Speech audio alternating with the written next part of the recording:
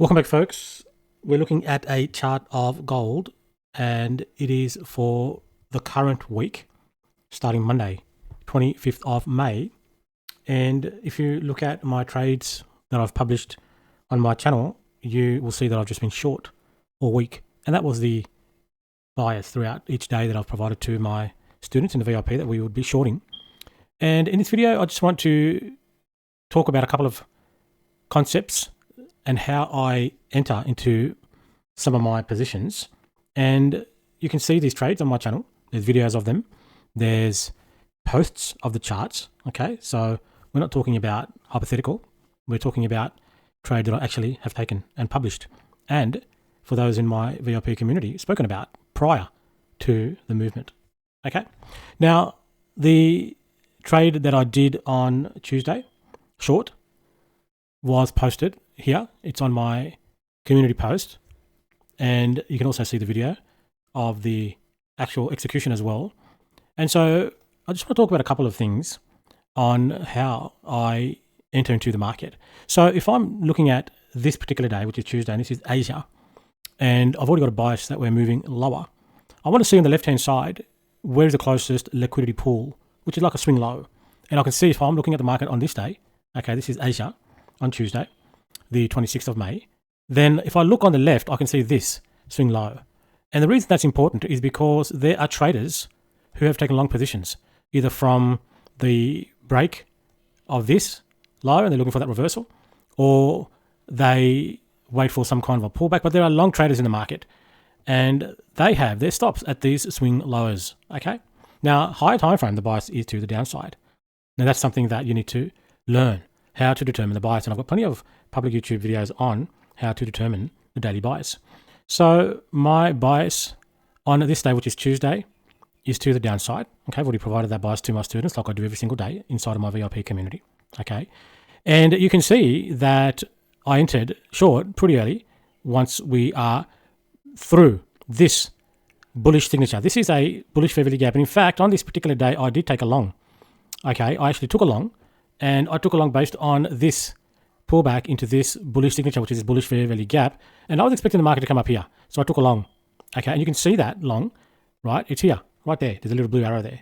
Okay, because the market's popped back down into this bullish signature. And I know that there's a swing high here. And I thought, okay, this is a pretty strong bar. And we could be heading up from this bullish signature to this swing high where there are people short. Okay, but what we can see is that the market didn't respect that and continue to reprice lower. Okay, and so that bullish signature failed, and so therefore I've closed out my long and I have gone short. And you can see that, right?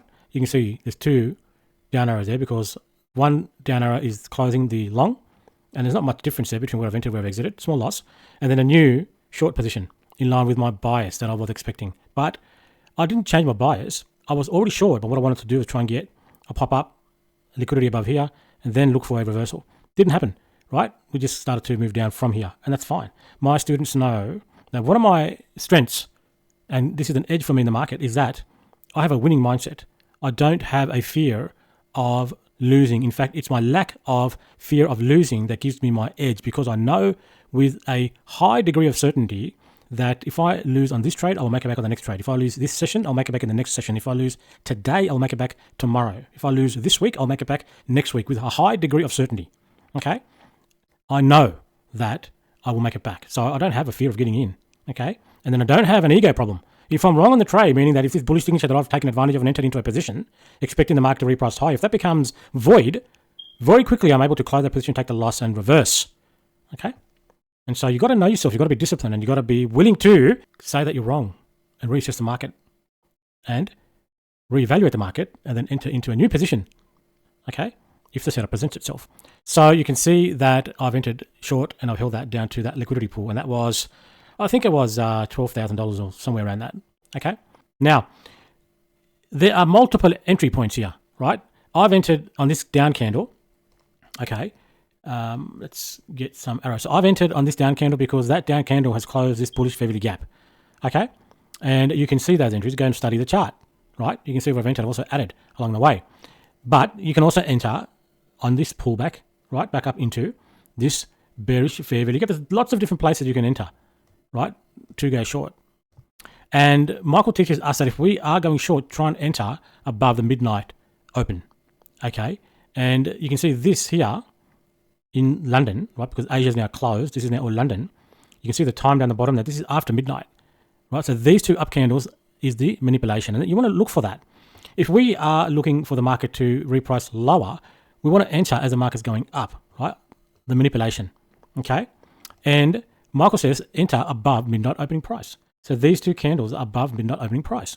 And so this is prior to the open of the London session, and we're pushing up into this bearish fair value gap and this bearish order block and this inversion fair value gap. So there's lots of things, and I'd like to find at least three. You got this. So we're looking at this candle, right, as the market's pushing up after midnight open, okay? We've got this inversion fair value gap, right? And you can just draw these lines there, okay? That this is pushing up into. We've got this bearish fair value gap that's pushing up into, and we have this bearish order block, okay? These two up candles, right, the highest two up candles are also our bearish order block. Lots of things telling us that that's a reasonable entry to go short. Our bias is already to the downside. We also notice that we've taken liquidity, okay? And so that's why that there is the best entry, and I've entered early, but at the same price point, okay? And you can see that on my chart that I've posted here. And you can look at the video as well. That's the execution video. It's on my channel as well, okay? And then you can see we start to reprice lower. And this would be our target on the left, right? Minimum, because that's the closest liquidity pool where stops from anyone that's long. Now, a lot of retail traders are not comfortable taking short positions as the market's moving up, okay? And with practice, you'll be more confident with being able to do that. And that is the approach that Michael teaches us, to be looking for shorts as the market's going up into premium price zones, into premium signatures, right? Bearish signatures if we're looking for the market to reprice lower. So sometimes you're not comfortable in doing that, and that's okay. You can wait for the market to show its hand, meaning that now the market's showing that it's going down, and we've still got our target on the left. And then all you need to do is wait for any candle pushing up into another bearish signature on the left, okay? And this here is now our bearish order block on the way down when we're down here. So this candle going up, right, into these two up candles is another point of entry, okay? And time's important there. If you look at the time there, it's coming up into a new hour, okay? Into 2 a.m., which is the second hour of New York. So that's another entry point, and that's as the market's going up. And your target will still be this liquidity pool, right? And that's no small move, right? That's enough from there to there, okay? And that's what my trade was, right? Just from there to there. And you can see that there. And that's all you have to do, is to look for, if you know the bias and you're just looking for the market coming up into a bearish signature, one or more, at the right time, so long as the liquidity that we're targeting on the way down is still intact, okay? So you just have to study the charts, or come and join me in the Forex Recipes VIP private community. The link to join is in the description. I've also now, to help you, published a newsletter that you can also subscribe to. The link to join that newsletter, where I do these types of videos once a week and break down my trade that I've done in that week, so that you can understand how to reprice and learn from someone who's doing this every single day. So you can join the newsletter. The link to join the newsletter is also in the description below this video. I hope you found this video insightful. Come and join me in the private VIP community. The link to join is in the description of this video below, or at least join and subscribe to the weekly newsletter. Link to join the newsletter is also in the description of the video below.